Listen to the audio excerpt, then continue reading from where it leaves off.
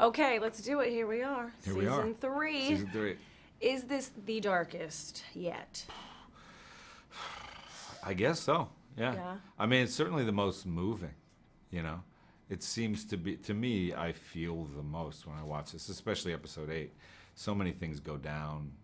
And also, as you're watching it, you see the passage of time with the kids. But also, we've stepped it up a level with the scares and the monsters and even the fights and things like that. The show's gotten bigger, and I think that all that's going to a good place. Sometimes I worry about a show when it gets bigger, and it can. It can lose the plot a little bit. Right. But this really doesn't. I mean, this really benefits from all that epic Spielbergian, stuff. It's exciting. Now, I saw some of it, so I was watching. Oh, okay, got it. Is this going to be the scariest monster we've seen yet? Is this the worst one we've seen so far? Yeah, I mean, it's hard to rate them, you know? Right. It's like rating your best friends or something. It's like, they're all pretty nasty. Like, not my best friends, but the monsters. Like, they're all nasty in their own ways. This one has a psychological dynamic and a certain incorporation into the actual material world that is different and that is more horrible than we've ever seen before. You've been there. You've seen the kids, which they're growing up now. Yeah, I know. Crazy to say. They're still kids, Yeah, but they are. some are driving. Things are happening. Do they still talk to you about things? Do you give them advice still throughout everything? And how's it like just seeing the progression of them? I mean, yeah, sure, occasionally. I mean, I can't help myself. Occasionally I'll, like, try to give them advice and they just don't listen. Yeah.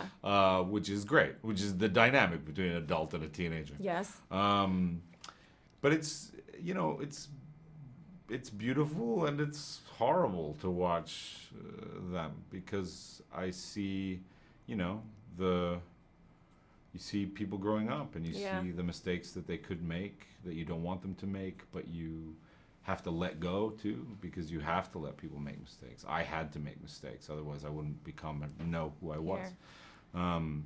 So it must be like being a parent. I mean, I myself am not a parent, but it must be like being a parent. I have like 6. You've got 6 kids. Or 7, including Joe Keery. There you go. You're a busy dad. I know, busy dad. Millie. Yeah. On, you know, big screen, we've got, like, I mean, the way she does things right now, it seems like she's so grown already.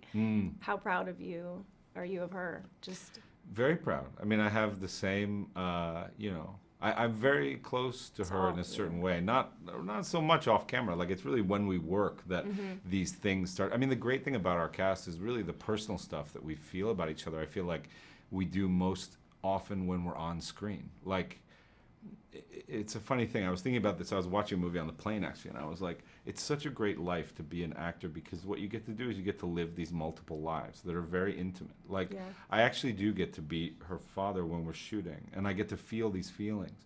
And then I can go about my life and do my David Harbour thing. Yes. So it's like when I'm in that mode, when we're shooting and stuff, I have all the same conflicted feelings as I'm sure her father has. These feelings of, like, of course, there's such pride and joy, and then there's also these feelings of, like, protectiveness and not wanting the world to hurt her in a certain way, and feeling that she is so delicate even though she seems so sophisticated, that there is still a child in there that I think that the world may not see because they just see this. So there's, like, all these complicated feelings, and so I go home and have, you know, nightmares. Oh, no. Okay, are you down for a game? Oh, yes, let's play it. Okay, it's called Cast Yearbook. Oh, my God, okay. So someone from the cast will fit with the questions. So most likely to organize a cast hangout session.